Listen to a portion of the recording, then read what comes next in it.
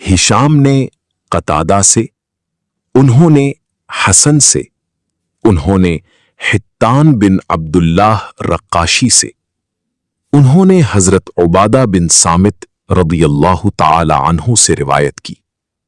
कहा, जब रसूलुल्लाह सल्लल्लाहु अलैहि वसल्लम पर वही नाजिल की जाती तो आप अपना सरे मुबारक झुका लेते और आपके सहाबा रिदवानुल्लाहि अलैहिम अजमाइन भी सर झुका लेते, और जब ये कैफियत आपसे हटा ली जाती तो आप अपना सरे अक़दस उठाते।